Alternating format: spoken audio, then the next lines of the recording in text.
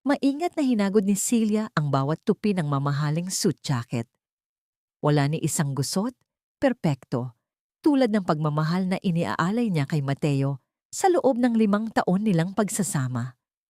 Ang init mula sa plansa ay sumasalamin sa nag-aalab niyang pag-asa na ang gabing ito ay magiging espesyal, kaarawan ng kanyang asawa, at ginamit niya ang huling naiwang pera mula sa pondo ng kanyang yumaong ama para mabili ang paboritong alak ni Mateo na galing pa sa ibang bansa.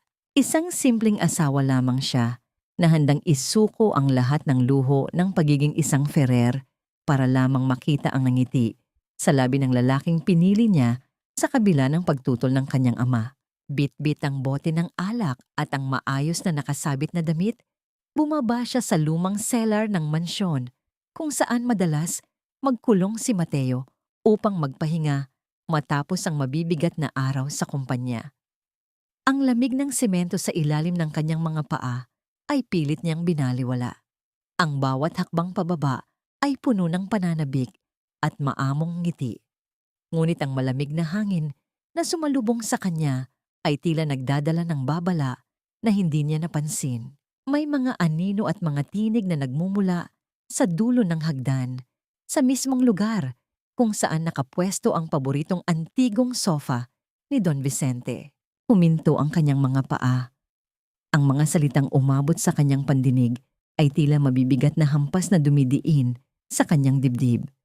Hindi iyon tinig ng isang lalaking pagod sa trabaho, kundi tinig ng isang taong kumpiyansang-kumpiyansa sa sarili niyang panlilinlang. "You worry too much, babe." Marahan ngunit may halong pagmamataas ang sabi nito.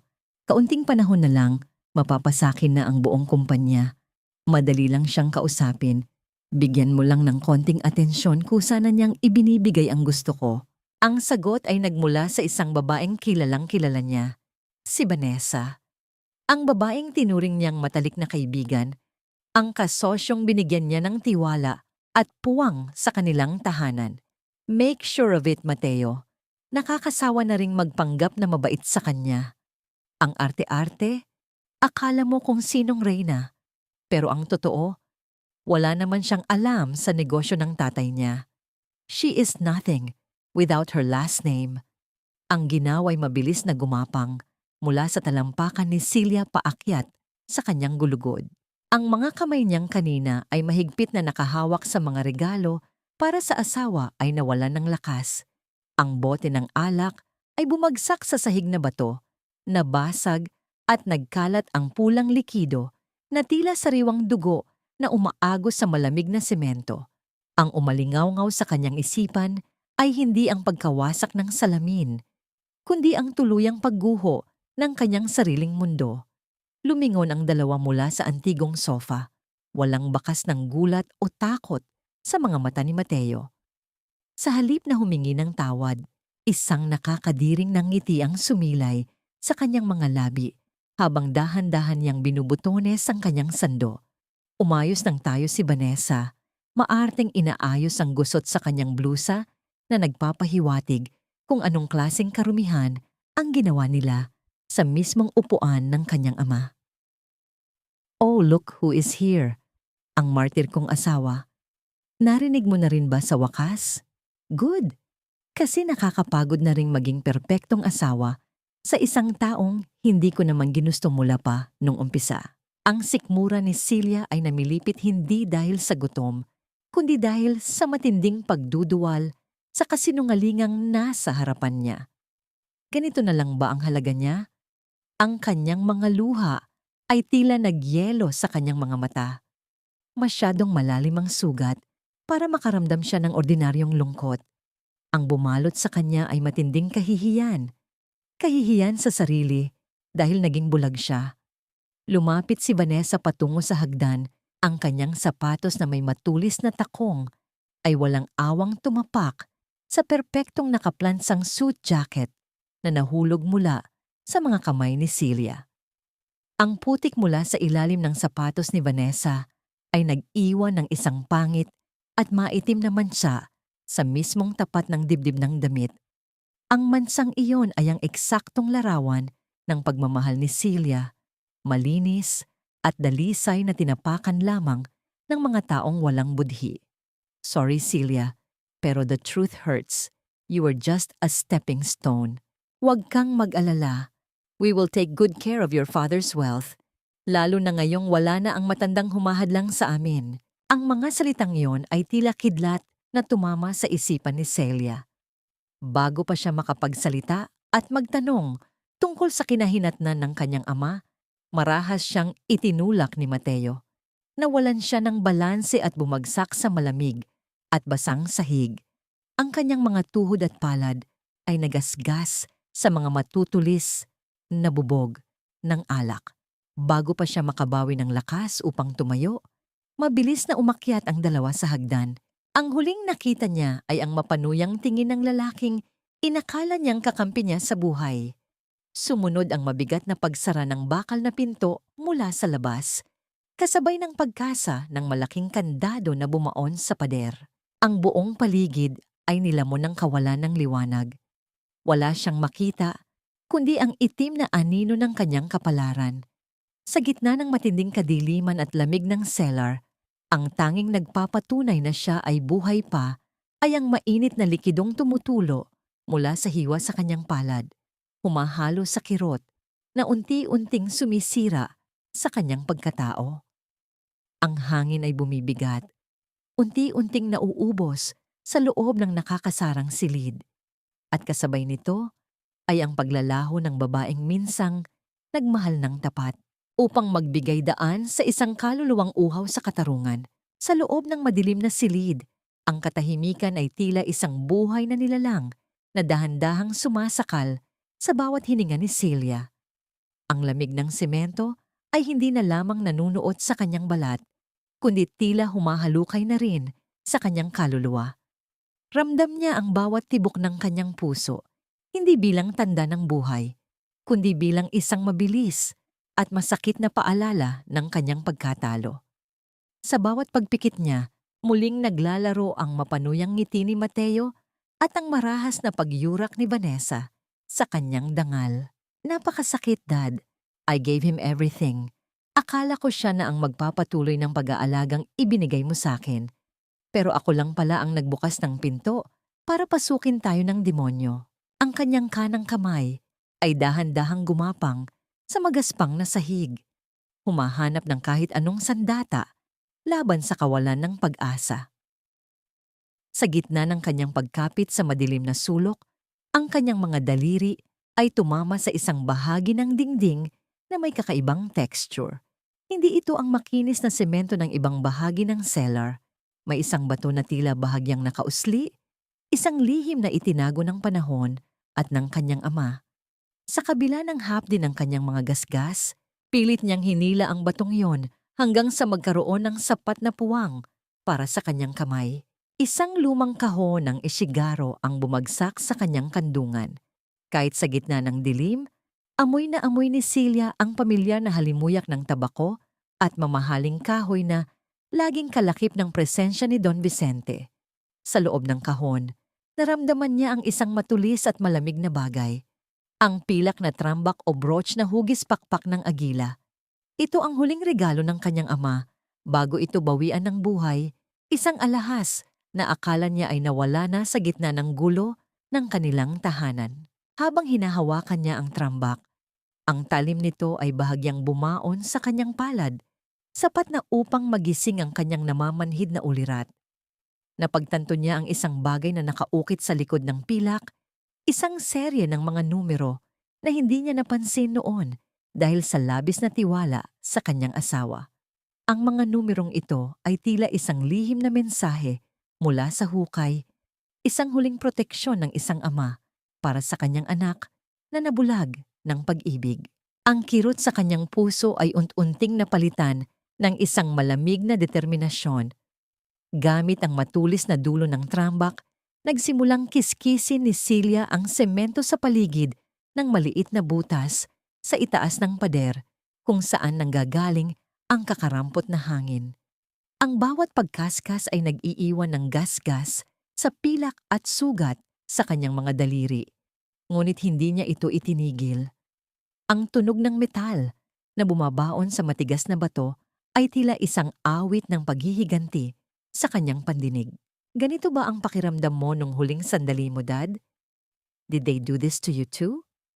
I'm so sorry. I'm so sorry for being so weak. Ang kanyang mga kuko ay nagsimulang mabakbak. Ang malapot na dugo ay humahalo sa alikabok ng semento. Ngunit ang bawat piraso ng bato na nalalaglag ay nagdadala sa kanya palapit sa kalayaan. Ang kanyang katawan ay nanginginig sa pagod at gutom, ngunit ang kanyang isipan ay mas malinaw pa sa sikat ng araw. Hindi na siya ang Celia na magmamakaawa para sa pag-ibig. Ang babaeng yon ay namatay na kasama ng bote ng alak na nabasag sa sahig. Matapos ang tila habambuhay na paghihirap, isang malaking bahagi ng semento ang tuluyang bumigay. Ang malamig na hangin mula sa labas ay humalik sa kanyang pawisang noo. Sa unang pagkakataon, nakakita siya ng liwanag mula sa buwan na tumama sa dulo ng kanyang pilak na trambak na ngayon ay nababalot na ng kanyang sariling dugo. Ang liwanag na yon ay hindi lamang nagmula sa kalangitan, kundi mula sa isang bagong silang na galit na handang sumunog sa lahat ng nanakit sa kanya.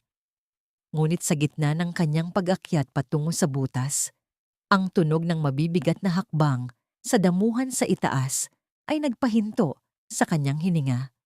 May isang anino na humarang sa kakarampot na liwanag ng buwan. Ang aninong iyon ay hindi kay Mateo at lalong hindi kay Vanessa.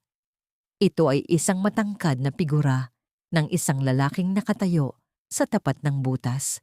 Tahimik na pinagmamasdan ang kanyang paghihirap mula sa itaas. Ang bawat dahan-dahang pagkurap ng mga mata ni Celia ay nagdadala ng matinding hapdi. Tila may mga pinong buhangin na nakabaon sa ilalim ng kanyang mga talukap. Hindi ang malambot na higaan ng kanilang mansyon ang sumalubong sa kanyang paggising, kundi ang isang matigas na kutsyon na nababalot ng amoy ng antiseptic at lumang telang nilabhan sa matapang na chlorine. Ang puting kisame ay may mga lamat na tila sumasalamin sa kanyang sariling pagkatao. Wasak, marumi, at tila itinapon na. Ramdam niya ang bawat hapit ng puting gasa sa kanyang mga braso at palad. Ang bawat paggalaw ng kanyang daliri ay nagpapaalala sa kanya ng malagim na gabi sa ilalim ng cellar. Sa tabi ng kanyang higaan, nakaupo ang isang lalaking may uban na ang buhok, ngunit bakas pa rin ang awtoridad sa tindig. Si Rafael Herrera. Ang kanyang mga mata ay puno ng pagdamay, isang tingin na matagal nang hindi nararanasan ni Celia mula sa kanyang sariling asawa. Huwag ka munang piliting bumangon, Celia. You are safe here. Wala sila sa lugar na ito. Ang tinig ni Rafael ay parang isang mainit na kumot sa gitna ng ginaw. Ngunit ang katahimikan ng maliit na apartment ay biglang binalot ng isang pamilyar na boses na nanggagaling sa maliit at lumang telebisyon sa sulok ng silid. Ang boses na yon ay dating nagpapatibok sa puso ni Celia sa tuwa, ngunit ngayon ay nagdudulot ng matinding panginginig sa kanyang buong kalamnan. Dahan-dahang itinaas ni Rafael ang volume ng telebisyon gamit ang remote control. Sa screen, lumitaw ang mukha ni Mateo. Maayos ang pagkakaayos ng kanyang buhok, suot ang isang itim na polo shirt na nagmumukhang simple, ngunit nagkakahalaga ng libo-libo. Ang kanyang mga mata ay mapula at may mga butil ng luha na dahan-dahang umaagos sa kanyang pisngi. Isang perpektong pagganap ng isang nagdadalamhating asawa. Please, kung nasaan ka man, Celia, bumalik ka na. I don't care about the money or the company. I just want my wife back. Sobrang nag-aalala na kami. Hindi ko mapapatawad ang sarili ko kung may mangyaring masama sa kanya dahil sa depression niya. Sa tabi ni Mateo, nakatayo si Vanessa na may hawak na panyo. Dahan-dahang hinahaplos ang balikat ng lalaki habang nakayuko. Tila nakikiramay sa matalik na kaibigan. Ang bawat salitang binitawan ni Mateo ay parang mga uod na gumagapang sa balat ni Celia. Ang depression na binabanggit nito ay ang lason na nais nilang itanim sa isipan ng publiko upang mapagtakpan ang kanilang krimen. Gusto ni Celia na sumigaw, Nabasagin ang screen ng telebisyon na ipakita sa buong mundo ang mga pasa sa kanyang katawan na likha ng mga kamay ng lalaking iyon. Sinubukan niyang bumangon, ngunit ang kanyang panghihina ay nagresulta sa kanyang marahas na pagbulusok pabalik sa unan. Ang tray ng pagkain sa kanyang tabi ay bahagyang nayanig, dahilan upang ang mangkok ng matabang at nguot na lugaw ay tumapon sa sahig. That's enough, Celia. Look at them. Pinaglalaroan nila ang opinyon ng mga tao. Mateo has already started transferring your father's assets to a dummy account named Project V. Ginagamit nila ang pagkawala mo para pirmahan ang mga dokumentong kailangan nila sa pamamagitan ng peking power of attorney. Ang lalamunan ni Celia ay tila barado ng tuyong buhangin. Ang tanging nakayanan niyang gawin ay ang tumingin sa lugaw na kumalat sa sahig. Puti at walang lasa, tila ang kanyang buhay na ninakawan ng kulay at dangal. Ang hiya na nararamdaman niya ay hindi dahil sa kanyang kalagayan, kundi dahil sa katotohanang pinaniwalaan niya ang bawat kasinungalingan ng mga taong ito sa loob ng mahabang panahon. Ang kanyang panginginig ay unting humupa, napalitan ng isang nakakatakot na katahimikan. Hindi siya umiyak. Ang mga luha niya ay tila natuyo na sa init ng galit na naglalabas sa kanyang dibdib. Kinuha niya ang isang piraso ng mansanas mula sa tray at sa harap ni Rafael, dahan-dahan niya itong pinirat sa loob ng kanyang palad hanggang sa lumabas ang katas nito at mabaon ang kanyang mga kuko sa laman ng prutas. Hayaan mo siyang umiyak sa harap ng kamera. Tito Rafael, hayaan mong isipin ng buong Pilipinas na siya ang biktima. Kasi kapag bumalik ako, sisiguraduhin kong ang bawat luhang ibinuhos niya ngayon ay magiging dugo sa sandaling matapos ang palabas na ito. Isang matalim na ngiti ang sumilay sa maputlang mukha ni Celia habang nakatingin sa mukha ni Mateo sa telebisyon. Ang ningning sa kanyang mga mata ay wala ng bahid ng pagmamahal, kundi ang malamig na liwanag ng isang babaeng handang sumunog sa sarili niyang nakaraan para lamang makita ang kanyang mga kaaway na magmakaawa sa ilalim ng kanyang mga paa. Paano mo kaya ako titingnan, Mateo, kapag ang asawang pinatay mo na sa iyong isipan ay siyang kukuha ng lahat ng hininga mo? Sa harap ng isang maliit na tablet sa loob ng madilim na silid ni Rafael, ang mga mata ni Celia ay tila nakadikit sa screen na nagpapakita ng loob ng kanyang sariling tahanan. Ang bawat sulok ng Mansyon Ferrer, na dati ay puno ng alaala ng kanyang ama, ay unti-unti nang nilalamon ng isang banyagang presensya. Nakita niya si Vanessa, suot ang kanyang paboritong silk robe na kulay asul, na kampanting naglalakad sa pasilyo habang humihit-hit ng sigarilyo. Ang usok na lumalabas sa bibig ng babae ay tila isang lason na bumabalot sa bawat antigong muebles na pinahalagahan ng kanyang pamilya sa loob ng ilang dekada. I can't believe we have to live with these dusty old paintings, Mateo. Sobrang bigat sa pakiramdam.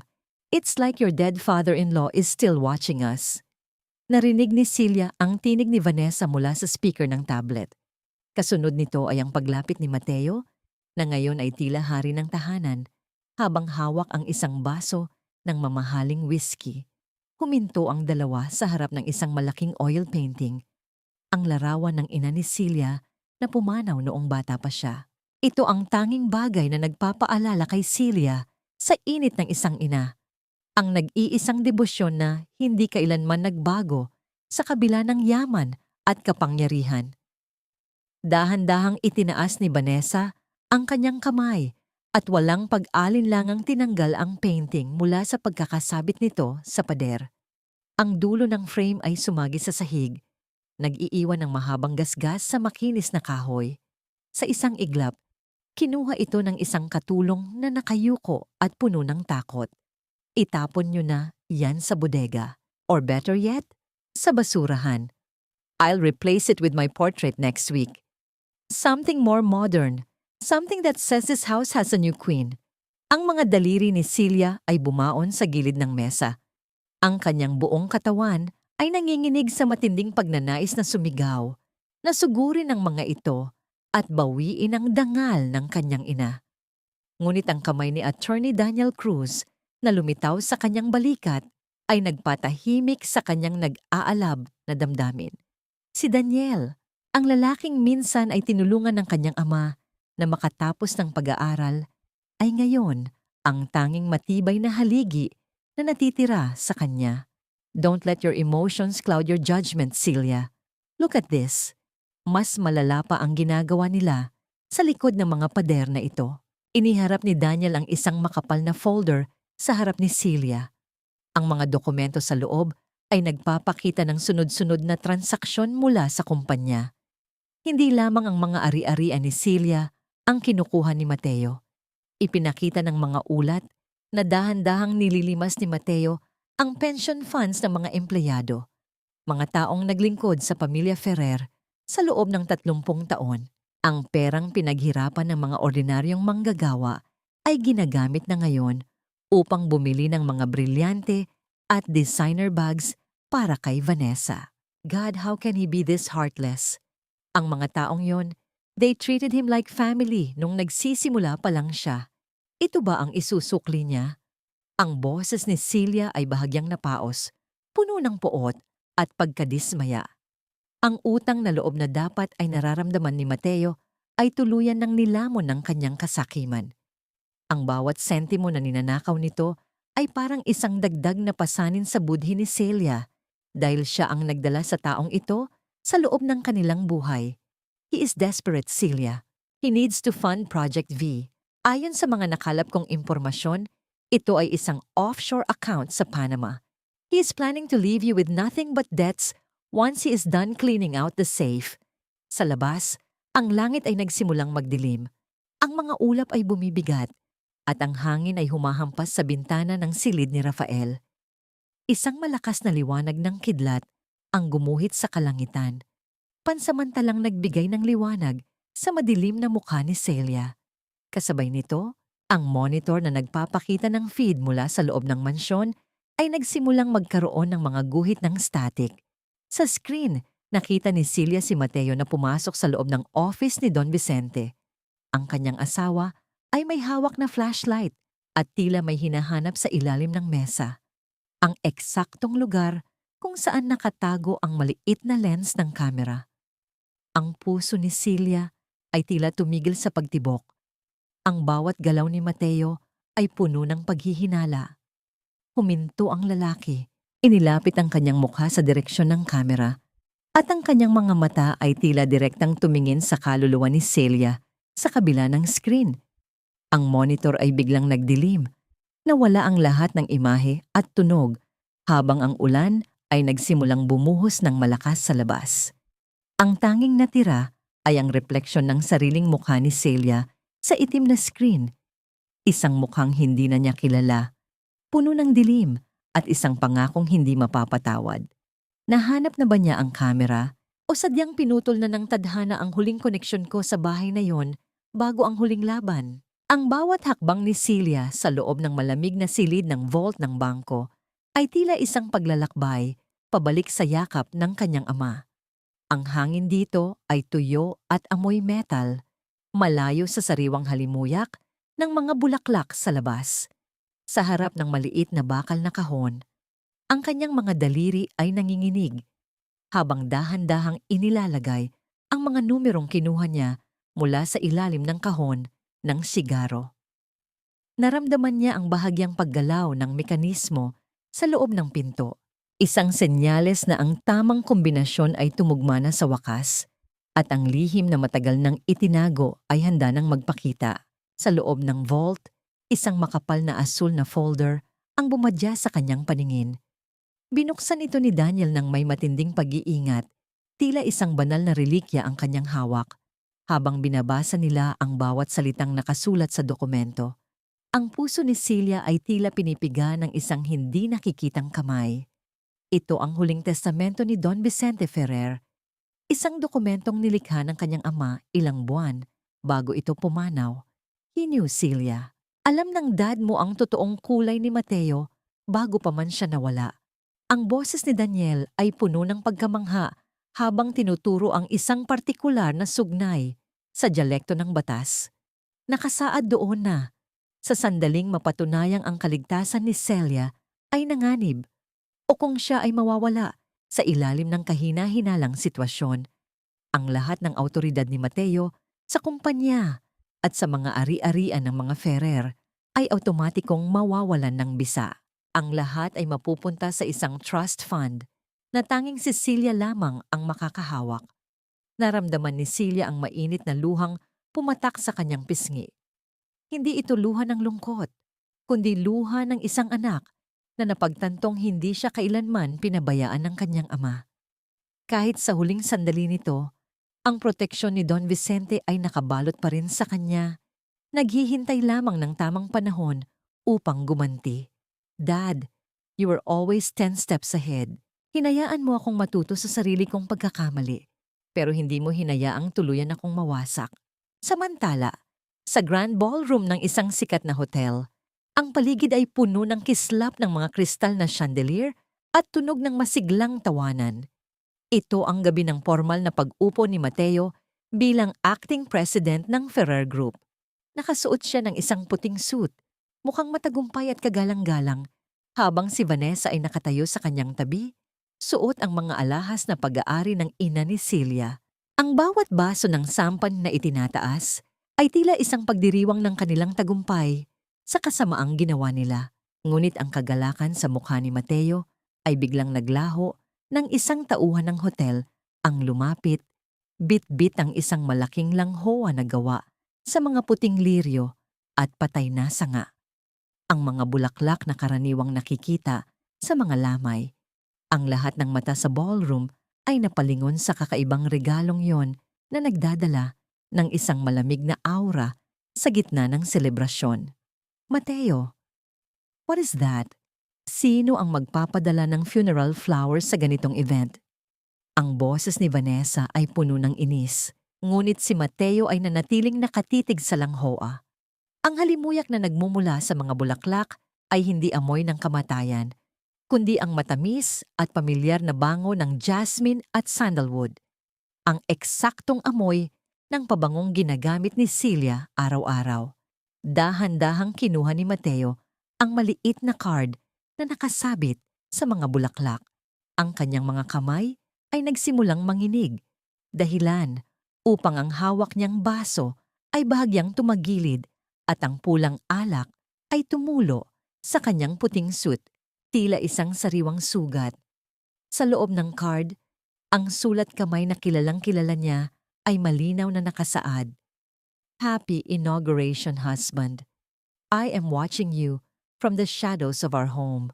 Ang kanyang paningin ay nagdilim at ang ingay ng paligid ay tila naglaho, napalitan ng isang matinding takot na bumabalot sa kanyang leeg.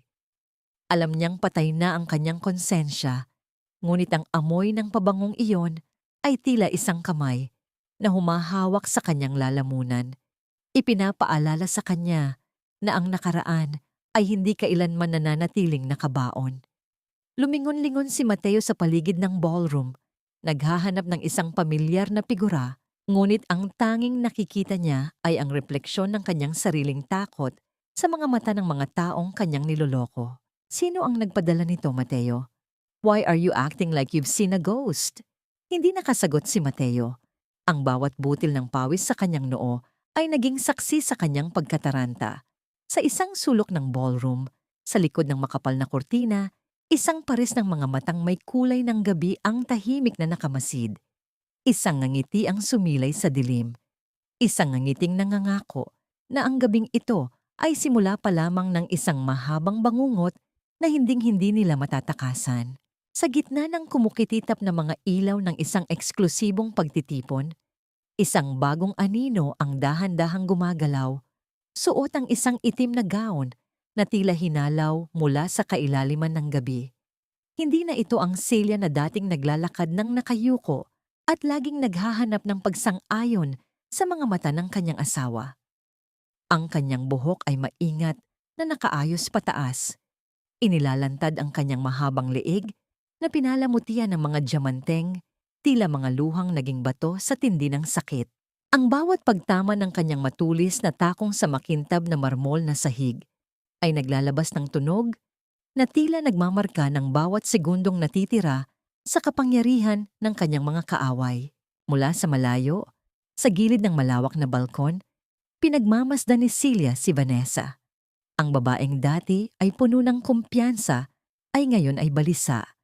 Ang kanyang mga mata ay pabalik-balik na gumagala sa karamihan habang ang kanyang kamay ay mahigpit na nakahawak sa baso ng alak. Alam ni Celia ang dahilan ng pagkabalisang yon. Ang amoy ng jasmine at sandalwood na sadyang iniwan ni Celia sa bawat pasilyo na dinaluhan ni Vanessa ay dahan-dahang sumisira sa katinoan ng huli. Mateo, I saw her. I swear, she was standing right there, sa tapat ng mga haligi. Ang boses ni Vanessa ay nanginginig, puno ng takot na pilit itinatago sa likod ng kanyang makapal na makeup. Lumingon si Mateo. Ang kanyang mukha ay bakas ng pagod at inis. Hinawakan niya ng marahas ang braso ni Vanessa, sapat na upang mag-iwan ng pulang marka sa maputing balat ng babae. Stop it, Vanessa. You're being paranoid. Maraming babaeng nakaitim dito. Masyado ka lang stressed dahil sa dami ng iniisip mo. Don't make a scene here. Nakakahiya sa mga investors. Napanood ni Celia ang bawat galaw ng magkasintahan. Ang gaslighting na dating ginagamit ni Mateo laban sa kanya ay ngayon ay itinatama na nito sa sariling kaluluwa ng kanyang kalaguyo. Isang mapait na ngiti ang sumilay sa labi ni Celia habang dahan-dahan niyang itinataas ang kanyang tasa ng kape. Ang pait ng inumin ay tila nagiging matamis sa kanyang lalamunan dahil alam niyang ang katinoan ni Vanessa ay unti-unti nang bumibigay. Ang takot ay isang mabisang lason at dahan-dahan itong dumadaloy sa dugo ng mga taong nagtaksil sa kanya. Samantala, sa isang madilim na sulok ng ballroom, tahimik na nakikipag-usap si Daniel sa mga maimpluwensyang tao sa Gioy Tuong Luo. Ang bawat salitang binitawan ng abogado ay tila mga buto na itinatanim sa isipan ng mga kodyong, mga kwento tungkol sa maling pamamalakad ni Mateo at ang misteryosong pagkawala ng kaban ng kumpanya. Ang mga tao ay nagsisimulang magbulungan. Ang kanilang mga tingin kay Mateo ay hindi na puno ng paghanga kundi ng pagdududa. Sa kabilang panig, nakatayo si Rafael Herrera.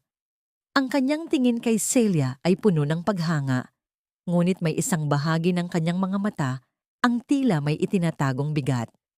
Habang lumalapit siya kay Celia, ang tunog ng kanyang sapatos ay naging hudyat ng isang mahalagang impormasyon. Celia, we are moving according to plan, pero kailangan mong mag-ingat. Mateo is getting desperate. He's starting to move the family's offshore accounts. Tumango si Celia. Ang kanyang mga mata ay nananatiling nakatitig kay Vanessa na ngayon ay nagmamadaling lumabas patungo sa hardin upang huminga ng sariwang hangin. Sinundan siya ni Celia mula sa anino, tila isang mangangaso na hinihintay ang kanyang biktima na tuluyang mapagod. Nang makarating sa isang madilim na bahagi ng hardin, inilabas ni Vanessa ang kanyang cellphone. Ang kanyang mga kamay ay nanginginig habang pinipindot ang screen. Hindi na malaya ng babae na sa likod ng malalaking dahon ng mga halaman, nakatago ang isang maliit na recorder na inilagay ni Daniel kanina lamang. Hello. Prepare plan B, I can't stay here anymore. Mateo is losing his mind at nararamdaman kong may nakamasid sa atin. If everything falls apart, kailangan nating makuha ang pera at umalis ng bansa bago pa tayo maabutan ng kung anuman ang multong ito. Ang mga salitang yon ay malinaw na narinig ni Celia sa pamamagitan ng kanyang earpiece. Ang trader ay handa na ring magtaksil sa kapwa niya trader. Isang malakas na hangin ang umihip, nagpapasayaw sa mga dahon at nagdadala ng isang malamig na hininga sa leeg ni Vanessa. Ang babae ay mabilis na lumingon, ngunit wala siyang nakita kundi ang kadiliman. Ang hindi niya alam, ang multong kanyang kinatatakutan ay hindi nanggaling sa hukay, kundi isang buhay na babaeng handang bawiin ang lahat ng ninakaw sa kanya. Ang bawat salita ni Vanessa na nagmumula sa recorder ay tila mga malalamig na patak ng ulan na tumatama sa tuyot na lupa. Nakaupo si Celia sa harap ng kanyang laptop. Ang tanging liwanag sa madilim na silid ay ang asul na sinag mula sa screen na tumatama sa kanyang maputlang mukha. Nakita niya ang bawat reaksyon ni Daniel habang nakikinig ito. Ang pagkunot ng noo, ang paghigpit ng hawak sa ballpen, at ang buntong hininga ng pagkadismaya sa tindi ng kasama ang naririnig nila. You heard her, Daniel. Ang babaeng akala ni Mateo ay tapat sa kanya, ay siya ring unang kukuha ng lahat at iiwan siya sa kangkungan. They deserve each other, don't they? Ang tinig ni Celia ay malamig, walang bakas ng pag-aalinlangan. Ipinadala niya ang audio file sa personal na email ni Mateo, isang lason na dahan-dahang kakalat sa kanilang relasyon hanggang sa mabulok ito mula sa loob. Hindi na kailangan ni Celia na humawak ng patalim. Ang sariling kasakiman ng dalawa ang siyang tatapos sa kanilang itinatag na kaharian ng dumi. Samantala, sa loob ng master bedroom ng Mansion Ferrer, ang hangin ay tila naging malapot sa tindi ng tensyon. Kabubukas lang ni Mateo ng kanyang email. Ang bawat salita ni Vanessa na narinig niya mula sa kanyang cellphone ay tila isang marahas na sampal na bumabali sa kanyang leeg. Ang kanyang mga kamay ay nagsimulang manginig dahilan upang ang hawak niyang baso ng alak ay tumagilid at ang likido ay dahan-dahang tumulo sa mamahaling carpet, tila isang mansa na hindi na kailanman mabubura. Lumingon siya kay Vanessa, nakakapasok lang sa silid, bit-bit ang mga bagong biling designer bags. Ang ngiti sa labi ng babae ay biglang naglaho nang makita ang hitsura ni Mateo. Ang mga ugat sa leeg ng lalaki ay tila lalabas na sa balat habang ang kanyang mukha ay nagkukulay lila sa matinding galit. Is this your plan B, Vanessa? Ang takasan ako kapag nagkagulo na.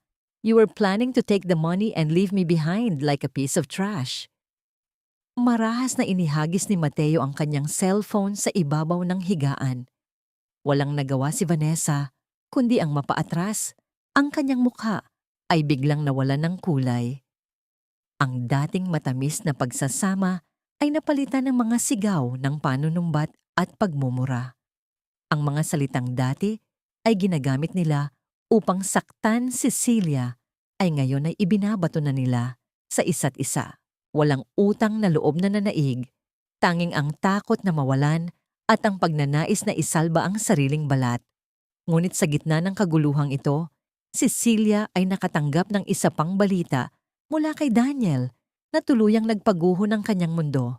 Inilapag ng abogado ang isang ulat mula sa forensic lab sa kanyang harap. Ang mga puting tableta na natagpuan sa loob ng bote ng gamot ni Don Vicente ay hindi pala para sa puso. Ang mga ito ay pinalitan ng mga gamot na nagpapabilis ng tibok ng puso hanggang sa ito ay bumigay. Isang sadyang pagpatay na itiniyempo sa gabi ng anibersaryo ni Celia at Mateo. He killed him, Daniel. Mateo killed my father. Ang boses ni Celia ay binitay ng isang tahimik na nurse. Ang kanyang mga balikat ay nagsimulang yumugyog, hindi dahil sa takot, kundi dahil sa isang hagulgol na walang tunog na tila humahalukay sa kanyang bituka. Ang alaala ng kanyang ama na huling nakitang nakahandusay sa sahig ng library ay muling bumalik. Mas masakit, mas mapait. Ang lalaking pinagkatiwalaan niya ng kanyang buhay ay siya palang kumuha ng buhay ng taong pinakamahalaga sa kanya. Ang kanyang panginginig ay unti-unting huminto. Dahan-dahang itinaas ni Celia ang kanyang ulo at ang kanyang mga mata ay naging kasing lamig ng asero. Lumapit siya sa salamin at kinuha ang isang lipstick na kulay dugo. Maingat niyang iginuhit ang kulay sa kanyang mga labi. Isang ritual ng paghahanda para sa isang giyera na wala ng urungan.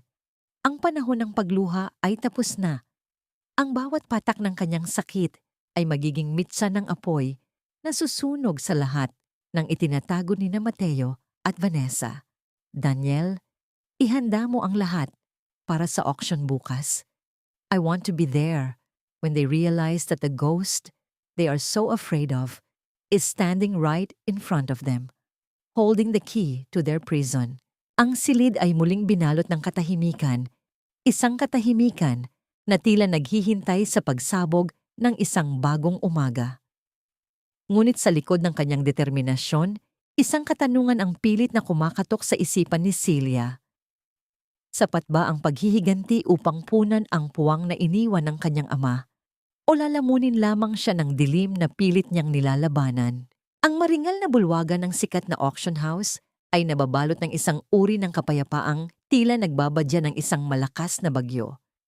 Ang bawat kristal na chandelier sa itaas ay naglalabas ng kislap na tila mga mapanuring mata na nakatingin sa mga taong nasa ibaba. Sa gitna ng karamihan, nakaupo sa pinakaunang hilera si Mateo at Vanessa. Ang lalaki ay may suot na tila isang maskara ng kabanalan, habang ang babae naman ay kampanteng nakasandal, suot ang kwintas na perlas na dati ay pagmamay-ari ng ina ni Celia. Ang bawat pagtaas ng kanilang bid card ay tila isang marahas na pagbura sa kasaysayan ng mga Ferrer. Isang paglapastangan sa bawat pawis at dugo na ibinuhos ni Don Vicente para sa tahanang iyon.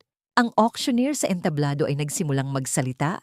Ang kanyang tinig ay umaalingaw-ngaw sa buong silid habang binabanggit ang panimulang halaga para sa Mansyon Ferrer. Para kay Mateo, ang tunog na yon ay isang awit ng tagumpay. Inabot niya ang kamay ni Vanessa at hinaplos ito, isang lihim na pagdiriwang ng kanilang napalapit na kalayaan mula sa mga anino ng nakaraan. Ngunit ang kanilang kasiyahan ay biglang naputol ng ang malalaking pintong gawa sa mabigat na kahoy ay dahan-dahang bumukas. Nagpapapasok ng isang malamig na simoy ng hangin na nagpatayo sa balahibo ng lahat ng naroroon.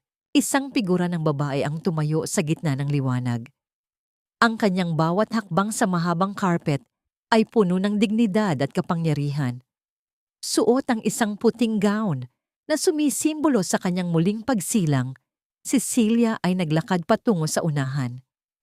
Ang katahimikan sa loob ng bulwagan ay naging ganap. Tila pati ang paghinga ng mga tao ay tumigil sa sandaling makita ang mukhang akala ng lahat ay matagal nang nawala.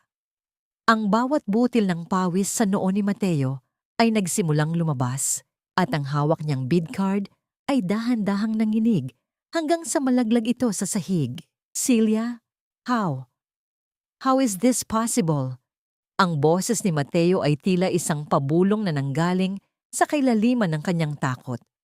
Akmang tatayo ang lalaki upang lumapit, ngunit isang matalim na tingin mula kay Celia ang nagpako sa kanya sa kinauupuan. Hindi sumigaw si Celia, hindi rin siya nagpakita ng anumang bakas ng kahinaan. Sa halip, dahan-dahan niyang inilabas ang isang makapal na folder at ang pilak na trambak ng kanyang ama, na ngayon ay kumikinang sa ilalim ng mga ilaw ng bulwagan. I am here to claim what is rightfully mine, Mateo. The auction is over. Ang mansyong ito, ang kumpanyang ito, at ang bawat sentimong ninakaw nyo ay babalik sa tunay na nagmamay-ari. Kasunod ni Celia ay pumasok si Attorney Daniel Cruz, bit-bit ang mga orihinal na dokumento ng huling testamento ni Don Vicente. Ang bawat pahinang ipinakita nila sa harap ng mga opisyal ng auction at sa mga kamera ng media na naroroon ay tila mga sampal na nagpabagsak sa bawat pader ng kasinungalingang itinayo ni na Mateo at Vanessa. Inilabas din ni Daniel ang audio recorder at sa buong bulwagan ay umalingaw-ngaw ang boses ni na Mateo at Vanessa na nag-uusap tungkol sa pagpatay kay Don Vicente at ang plano nilang pagtakas. Ang hiya na nararamdaman ni Mateo ay hindi na lamang pansarili. Ito ay naging isang pampublikong kahihiyan.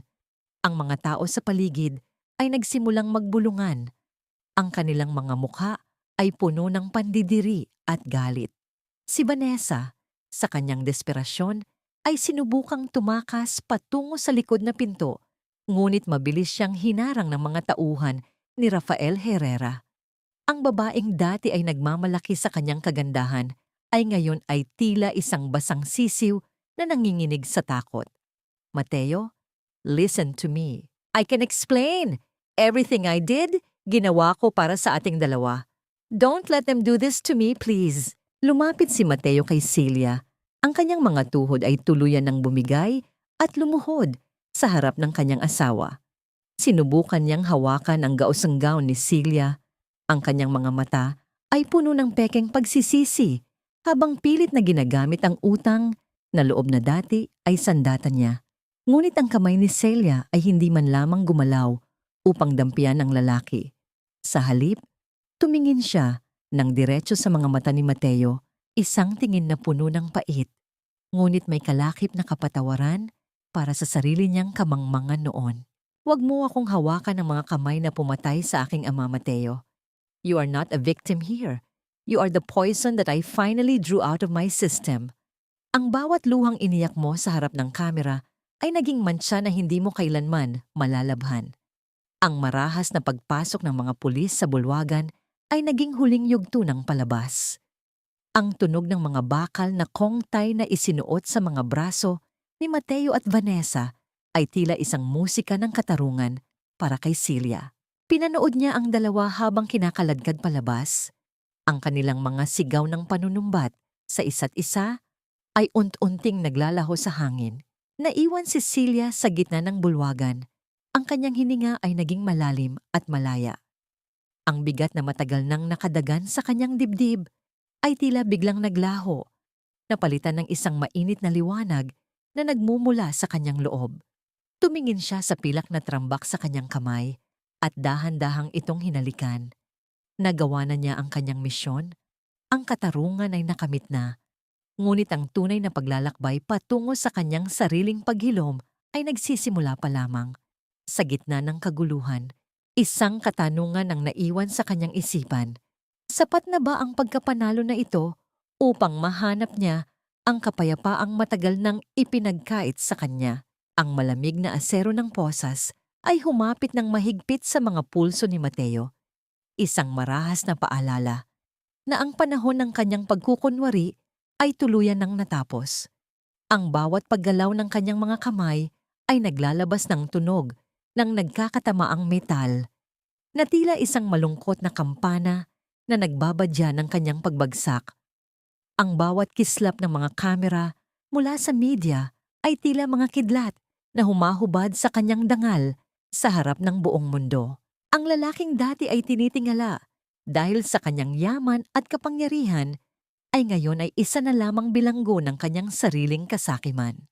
Sa kanyang tabi, ang mga sigaw ni Vanessa ay tila mga matatalim na tinik na sumusugat sa katahimikan ng bulwagan. Ang kanyang buhok na dati ay maayos na nakastyle ay ngayon ay gulo-gulo at ang kanyang maskara ay humalo sa kanyang mga luha.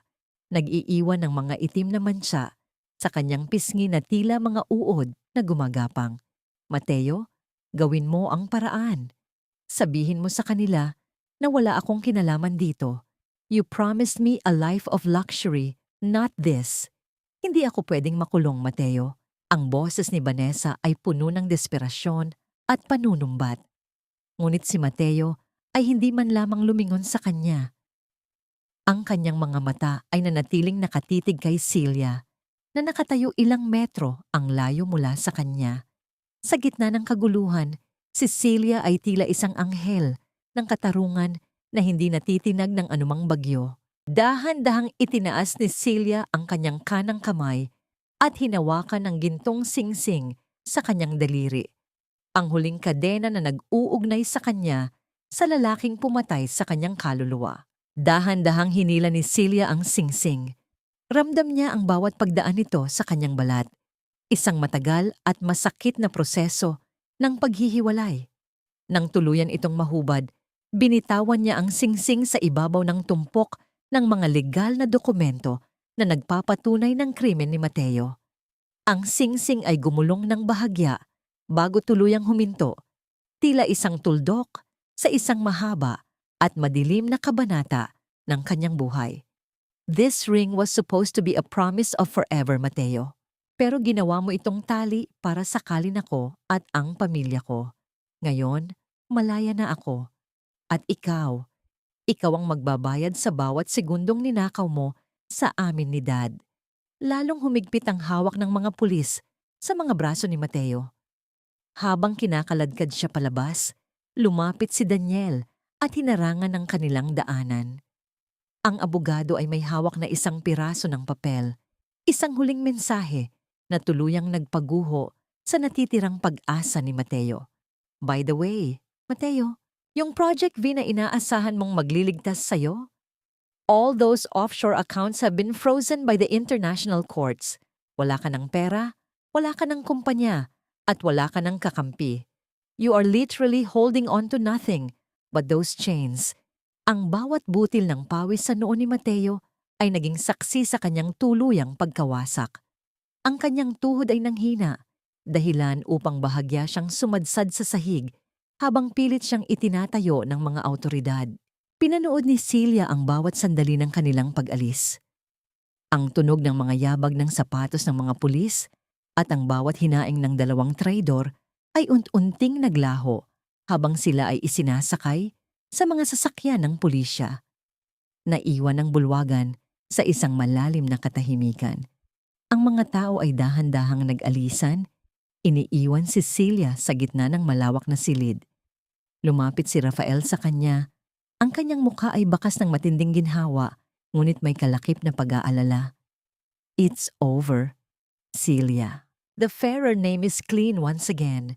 Your father can finally rest in peace. Huminga ng malalim si Celia, isang hininga na hindi nabarado ng takot o galit. Ang hangin ay tila mas masarap lasapin ngayon. Lumakad siya patungo sa pintuan ng auction house. Nang bumukas ang malalaking pinto, sinalubong siya ng isang maliwanag at mainit na sikat ng araw. Ang liwanag ay tumama sa kanyang mukha, nagbibigay ng init na matagal na niyang hindi nararamdaman. Isang batang babae sa labas ang lumapit sa kanya at nag-abot ng isang maliit na puting bulaklak. Kinuha ito ni Celia at dahan-dahang inilapit sa kanyang ilong. Ang halimuyak ng bulaklak ay hindi amoy ng pabango o alak, kundi amoy ng bagong simula.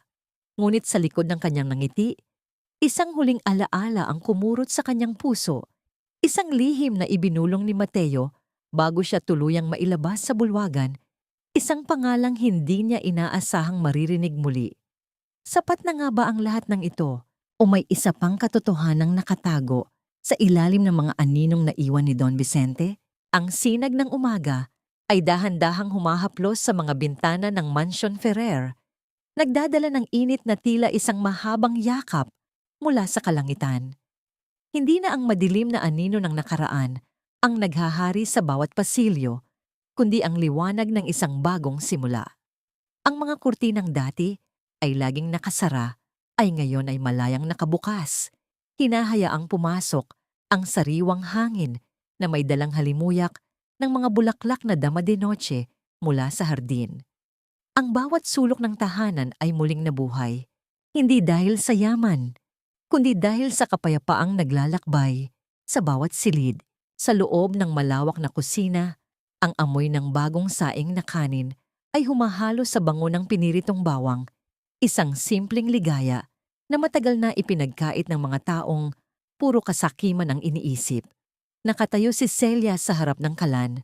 Ang kanyang mga galaw ay puno ng katiwasayan. Wala na ang panginginig ng kanyang mga kamay. Wala na ang bigat sa kanyang mga balikat. Ang kanyang mukha ay nagningning sa ilalim ng liwanag ng umaga. Isang kagandahang hindi nanggaling sa pampaganda, kundi sa isang kaluluwang nahanap na ang kanyang sariling halaga. Pumasok si Daniel Cruz sa kusina. Bitbit ang ilang mga dokumento na may kinalaman sa itinatag nilang foundation. Ang kanyang ngiti ay tapat at puno ng paghanga habang pinagmamasdan ang babaeng tumayo laban sa dambuhalang pagsubok. Everything is set for the inauguration next week, Celia. Ang mga kababaihang tinutulungan ng Ferrer Foundation ay excited na silang lahat na makilala ka ng personal. You've really turned this house into a sanctuary. Humarap si Celia sa kanya, ang kanyang mga mata ay may kislap ng kagalakan. Inilapag niya ang hawak na sandok at dahan-dahang lumapit sa bintana. Tinitingnan ang mga batang naglalaro sa malayo, ang mga anak ng mga empleyado ng kumpanya na dati ay ninakawan ni Mateo ng kinabukasan. Hindi ko akalain na aabot tayo dito, Daniel. I thought the darkness would never end. Pero tama si Dad. Ang katotohanan ay parang araw. Hindi ito pwedeng itago ng anumang makapal na ulap. I just want to make sure na wala ng ibang babae ang dadaan sa pinagdaanan ko. Lumakad si Celia patungo sa maliit na altar sa loob ng library. Ang silid na dati ay saksi sa mga huling sandali ng kanyang ama. Sa gitna ng altar, nakatayo ang isang malaking larawan ni Don Vicente Ferrer. Mukhang mapayapa at marangal. Kinuha ni Celia ang isang stick ng insenso at dahan-dahang sinilaban ang dulo nito. Isang manipis na usok ang pumailan lang, nagdadala ng amoy ng timuhuong na tila isang tahimik na panalangin na umaakyat sa langit. Sa tabi ng larawan, nakapatong ang pilak na trambak na hugis sa gila. Maingat itong nilinis ni Celia hanggang sa bumalik ang orihinal nitong kislap. Ang bawat gasgas sa pilak ay paalala ng kanyang pakikipaglaban, ngunit ang ningning nito ay simbolo ng kanyang tagumpay. Wala na ang mantsa ng dugo at putik, tanging ang karangalan na lamang ng kanyang pamilya ang natitira.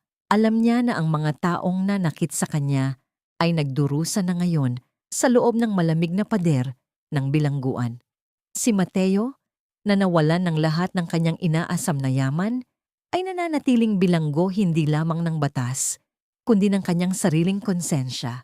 Si Vanessa naman ay tuluyan ng tinalikuran ng mundong dati ay pilit niyang pinapasukan. Ang kanilang karma ay hindi dumating sa anyo ng karahasan, kundi sa anyo ng kabiguan at pag-iisa. Isang parusang mas masakit pa sa anumang latay. Huminga ng malalim si Celia, ramdam ang bawat tibok ng kanyang puso na puno ng pasasalamat. Ang sugat na dati ay bukas at mahapdi, ay ngayon ay naging isang peklat na lamang, isang tanda ng katatagan. Ang paghilom ay hindi nangangahulugan na kinalimutan na niya ang lahat, kundi ang pagtanggap na ang lahat ng sakit ay bahagi ng kanyang paglalakbay patungo sa liwanag. Tumingin siya sa malayo, kung saan ang araw ay tuluyan ng sumikat sa abot tanaw. Isang malalim at payapang buntong hininga ang lumabas sa kanyang mga labi habang dahan-dahan niyang ipinikit ang kanyang mga mata. Sa gitna ng katahimikan ng mansyon, nararamdaman niya ang presensya ng kanyang ama. Tila bumubulong sa hangin na ang lahat ay maayos na sa wakas. Ang bawat patak ng ulan noong nagdaang gabi ay naging hamog na nagpapatubo sa mga bagong halaman ng kanyang buhay. Celia Ferrer is no longer just a victim of betrayal. She is a survivor, a queen of her own destiny, standing tall in the warmth of a morning that will never fade.